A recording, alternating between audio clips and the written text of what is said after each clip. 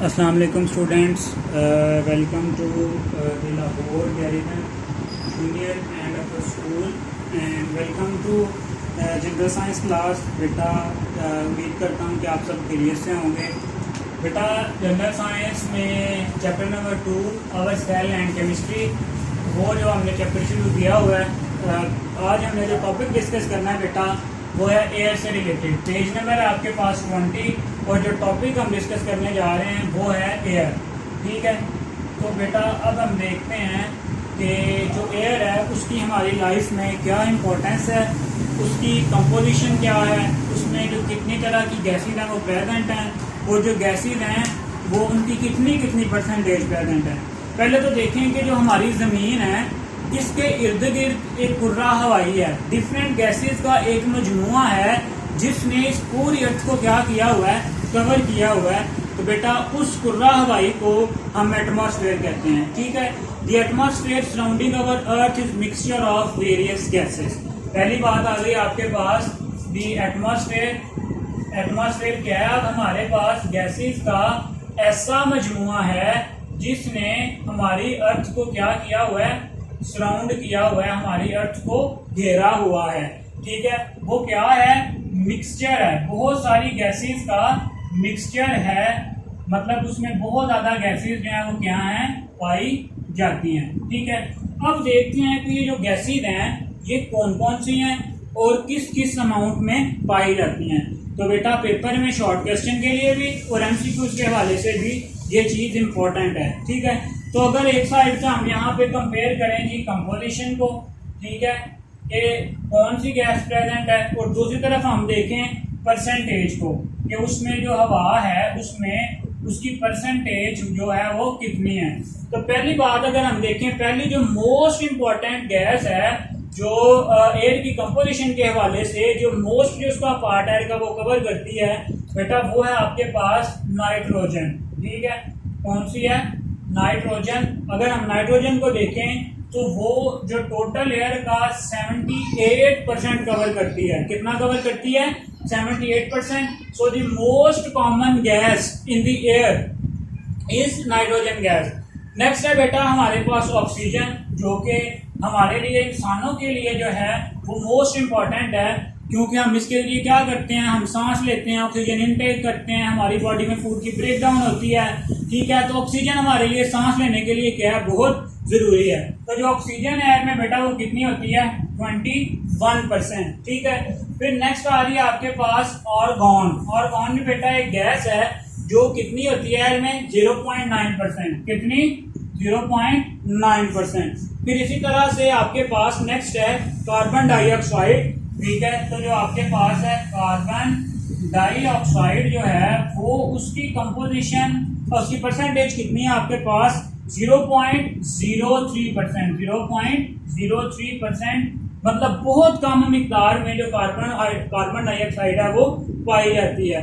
फिर है आपके पास नियॉन। ठीक है, नियॉन में बेटा आपके पास एक गैस है, इसकी कंपोजिशन कितनी है? 0.002%। ठीक है, फिर नेक्स्ट है आपके पास helium, krypton and xenon.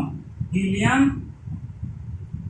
Krypton and xenon, ये जो आपके पास गैसेज हैं इनकी जो टोटल कंसंट्रेशन है वो है 0.0005। 0.00055। ठीक है बेटा, तो ये आपके पास एक पूरा चार्ट है जिसके मुताबिक जो मोस्ट अबंडेंट गैस है एयर में वो कौन सी है? नाइट्रोजन। कितनी है? 78%। फिर है आपके पास ऑक्सीजन। ऑक्सीजन की कंसेंट्रेशन कितनी है? 21%। फिर नेक्स्ट है आपके पास ऑर्गन। ऑर्गन की कंसेंट्रेशन है 0.9%। फिर है कार्बन डाइऑक्साइड जिसकी मिकदार बहुत कम है, 0.03%। फिर है आपके पास नियॉन गैस 0.002%। फिर है helium and krypton and xenon, वो कितनी है? कलेक्टिवली 0.0055%। अब बेटा ये जो आपके पास एयर की कंपोजिशन है वो 100% एक नहीं होती हर जगह पे। इन्वायरमेंट के हिसाब से थोड़ा बहुत उसमें 0.000% का कुछ फर्क आ सकता है। ठीक है, the composition of air remain approximately constant. For example अगर हम बेटा बात करें ऑक्सीजन की और कार्बन डाइऑक्साइड की, सिंपली सिर्फ और सिर्फ अगर हम बात करें ऑक्सीजन की और कार्बन डाइऑक्साइड की, तो बेटा इनका जो कंसंट्रेशन है हवा में वो किस तरह से नॉर्मल रहती है। वो नॉर्मल इस तरह से रहती है बेटा कि जब हम सांस लेते हैं, जब हम सांस अंदर की तरफ लेके जाते हैं, हम क्या करते हैं, ऑक्सीजन इनटेक करते हैं, दी प्रोसेस ऑफ रेस्पिरेशन। सांस लेने के अमल में हम ऑक्सीजन को क्या करते हैं, इनटेक करते हैं, ठीक है, intake of oxygen in the respiration. इसी तरह से जब जो हम गैस बाहर निकालते हैं रेस्पिरेशन के थ्रू, वो कौन सी है, कार्बन डाइऑक्साइड। ऑक्सीजन अंदर लेके जाते हैं, कार्बन डाइऑक्साइड को बाहर निकाल देते हैं। इसी तरह से बेटा जो प्लांट्स हैं, प्लांट्स में एक प्रोसेस होता है जिसको हम कहते हैं फोटोसिंथेसिस। कौन सा प्रोसेस बेटा, फोटोसिंथेसिस। वो क्या करते हैं कि जो ऑक्सीजन है, जो कार्बन डाइऑक्साइड है, उसको यूज करते हैं, ठीक है, इनटेक करते हैं, और ऑक्सीजन को क्या करते हैं, रिलीज कर देते हैं। सो बेटा ये जो दोनों प्रोसेस हैं आपके पास, रेस्पिरेशन का और फोटोसिंथेसिस का, इनकी मदद से जो एयर है उसमें ऑक्सीजन की और कार्बन डाइऑक्साइड की जो अमाउंट है वो ऑलमोस्ट क्या रहती है, कांस्टेंट रहती है। सो बेटा डिफरेंट तरह के प्रोसेसेस हैं जो एयर की जो कंपोजिशन है उसको मेंटेन रखते हैं। अब यहाँ पे साइड में एक बहुत इंपॉर्टेंट इंफॉर्मेशन लिखी हुई है, each day a normal man breathe in 15,000 to 20,000 litre of air. कितने, 15,000 लीटर से लेके 20,000 लीटर एयर, ठीक है। एयर को हम लीटर से मेजर करते हैं। इतनी एयर जो है ह्यूमन एक दिन में क्या करता है, उसको यूज करता है, ब्रीथ करता है, अंदर लेके जाता है और बाहर लेके आता है। क्लियर है। चलें अब आते हैं बेटा नेक्स्ट वन बाय वन, अब हम इसमें डिस्कस करेंगे कि आपके पास किस तरह से जो डिफरेंट गैसेज हैं वो अपना रोल प्ले करती हैं, ठीक है। जैसे कि आपके पास ऑक्सीजन है, नाइट्रोजन है, कार्बन डाइऑक्साइड है। वन बाय वन जो है अब हम देखते हैं। सबसे पहली जो यहाँ पे हम मेंशन करेंगे बेटा वो है ऑक्सीजन, क्योंकि ऑक्सीजन मोस्ट इंपॉर्टेंट गैस है। मैंने बताया भी आपको कि हमारे सांस लेने के लिए बेटा बहुत जरूरी है। इसके अलावा जो जलने का अमल होता है, कोई भी चीज जब जलती है तो वो तब तक नहीं जल सकती जब तक उसमें क्या ना हो, बाहर से एनवायरनमेंट से ऑक्सीजन ना मिल सके। इसी तरह से जो चीजों को जंग लगता है, ठीक है, वो भी ये ऑक्सीजन की वजह से ही होता है। चले यहाँ पे देख लेते हैं रोल ऑफ ऑक्सीजन, ठीक है। ऑक्सीजन का रोल आपके पास क्या है, ठीक है। तो पहली बात तो बेटा oxygen is the second most abundant, वो हमने देख ली कितनी है, 21%। It is essential for supporting life and phenomena of burning and rusting, ठीक है। इसके लिए इसेंशियल है, जरूरी है, इसेंशियल फॉर लाइफ, जिंदगी के लिए भी जरूरी है, फॉर द बर्निंग मतलब चीजों का जो जलना होता है उस प्रोसेस को हम कहते हैं बर्निंग। और थर्ड वन यहाँ पे मेंशन है बेटा जी रस्टिंग। रस्टिंग का मतलब होता है जंग लगना। क्या बेटा, रस्ट का मतलब होता है जंग लगना। तो ये रस्टिंग के प्रोसेस के लिए भी ये जो ऑक्सीजन है ये बहुत जरूरी है, ठीक है। अब बर्निंग पे आते हैं पहले कि बर्निंग क्या है। बर्निंग के प्रोसेस के लिए बेटा आपको तीन तरह की चीजों की जरूरत होती है, तीन कंपोनेंट्स रिक्वायर्ड होते हैं आपके पास। For burning you require three things. कौन कौन सी, फ्यूल, हीट एंड ऑक्सीजन। कौन कौन सी, फ्यूल, हीट एंड ऑक्सीजन। मतलब अगर हमें आग लगानी है तो हमें ये तीनों चीजें चाहिए। चीज को जलाने, जो चीज हम जला रहे हैं, फॉर एग्जांपल लकड़ी जलाएंगे तो लकड़ी क्या हो गया आपके पास, फ्यूल, ठीक है। हीट अब हम किस तरह से माचिस से लगा के दे रहे हैं, किस तरह से दे रहे हैं।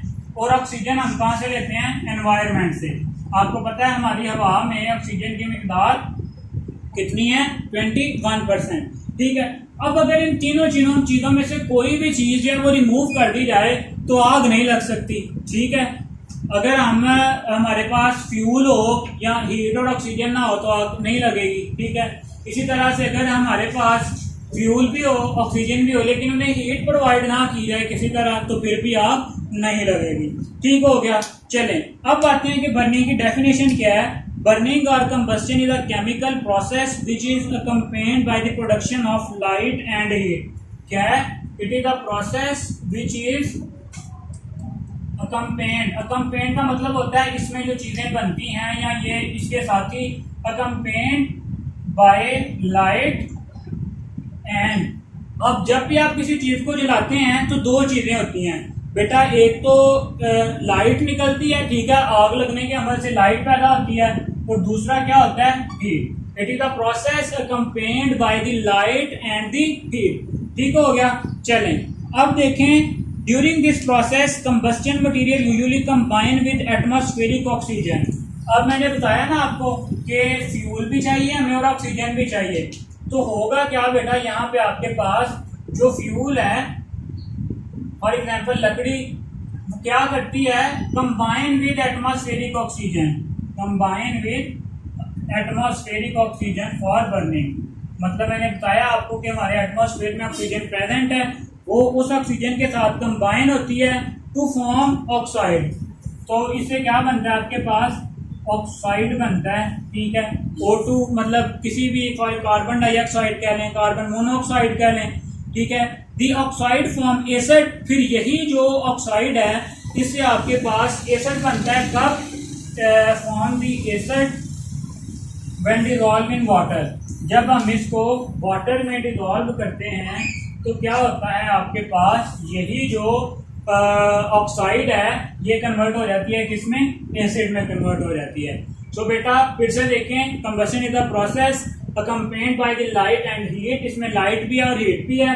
फ्यूल जो है वो कंबाइन करता है ऑक्सीजन के साथ, क्या बना देता है, ऑक्साइड बना देता है, और फिर वही जो ऑक्साइड है जब वाटर में डिसॉल्व होती है तो क्या बना देती है, हमारे पास एसिड बना देती है। ठीक है, चले इसके अलावा जो दूसरा प्रोसेस है बेटा यहाँ पे मेंशन किया गया है वो है डिग्रेडिंग, गलना सड़ना। क्या बेटा जी, जो डिग्रेडिंग का प्रोसेस है आपके पास जिसमें चीजें गलती सड़ती हैं, उस प्रोसेस में भी जो ऑक्सीजन है उसका बहुत इंपॉर्टेंट रोल है। ठीक है, तो नेक्स्ट जो आपके पास आ रहा है वो है डिग्रेडेशन। डिग्रेडेशन मतलब चीजों का गलना सड़ना, decomposition, degradation. Degradation of all kind of food is because of oxidation of materials present। Degradation क्यों होती है, due to the oxidation, addition of oxygen की वजह से, due to the oxidation of materials. For example आपके पास कोई food है या कोई और चीज है, उसमें जो डिग्रेडेशन होगी वो क्यों होगी, due to the oxidation of material. उसमें जो मटेरियल है उसकी ऑक्सीडेशन हो जाएगी। ठीक है, इसके अलावा बेटा एक और जो इम्पोर्टेंट इसका ऑक्सीजन का जो इफेक्ट है वो है ओजोन फॉर्मेशन। वो क्या है, पेपर में अलग से शॉर्ट क्वेश्चन पूछा जा सकता है, what is ozone, how it is form. तो पहली बात तो ozone is produce from oxygen which is present in the earth atmosphere. अब हमारे एटमॉस्फेयर के गिर्द एक ऐसी लेयर है जिसने हमारे एटमॉस्फेयर को सूरज से आने वाली अल्ट्रावायलेट रेज से प्रोटेक्ट किया हुआ है। तो बेटा वो जो आपके पास लेयर है वो क्या कहलाती है, ओजोन। तो ओजोन क्या है, ozone is produced from oxygen, oxygen से बनती है बेटा, प्रोड्यूस्ड फ्रॉम ऑक्सीजन। काम क्या करती है, प्रोटेक्ट अवर एनवायरमेंट, प्रोटेक्ट अवर एटमॉस्फेयर।